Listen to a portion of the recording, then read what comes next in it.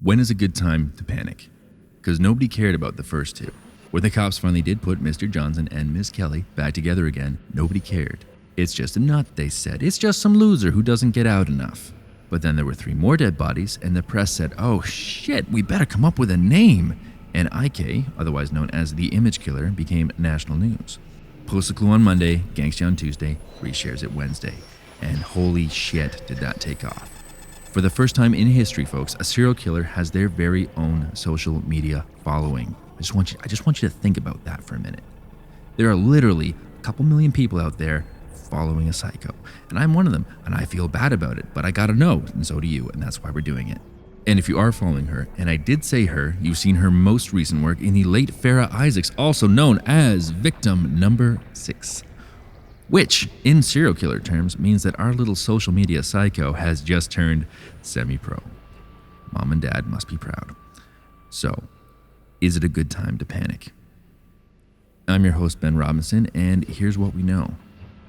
Sometime on March 5th, the late Miss Isaacs was busy finishing up another scathing review of a Toronto restaurant. I'm not going to say who, they've had a hard enough time already. But sometime between Miss Isaacs logging onto her computer and castrating the new chef online, the IK clue went live. As always, it was flagged immediately by authorities and taken down, but not before it was shared and tagged and reposted and seen by millions of people, yours truly included. Now, if you haven't seen the clue and you want to, you can find it on the site whoisik.com. You just gotta scroll down, you find it right in the middle. Okay, just a little sidebar here. I mean, at some point, the authorities gotta realize that trying to contain content like this it's nearly impossible. It's like taking a piss in the swimming pool.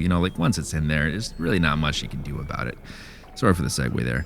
Okay, so now, true to fashion, the IK clue was deliberately misleading. And say what you will, the girl's got a talent for this kind of thing because no one could figure it out. Until, on Tuesday, March 6th, Farrah Isaacs goes missing. Now, officially, she wasn't reported missing till Wednesday, but considering the state she was found in and seeing how a roast beef is about, give or take 20 minutes a pound, I think it's safe to put 2 and 2 together and call it a demi-glace.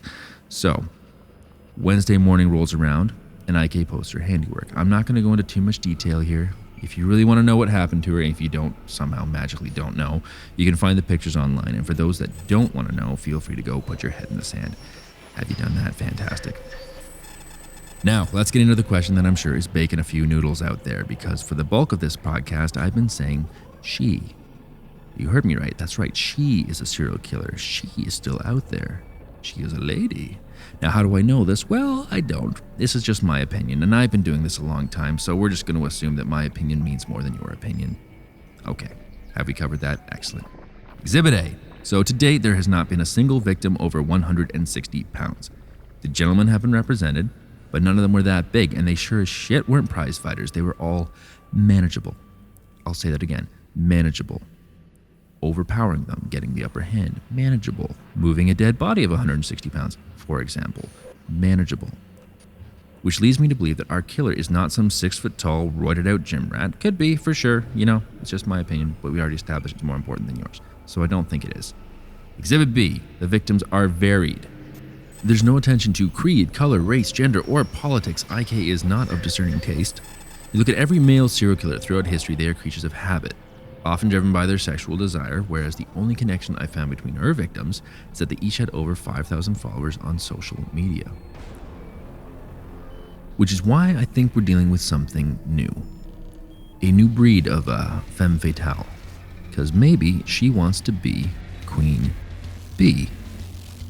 That's all I've got for you. And if you do have any comments, save them. If I wanted your opinion, I'd be listening to your podcast and not the other way around. Good night.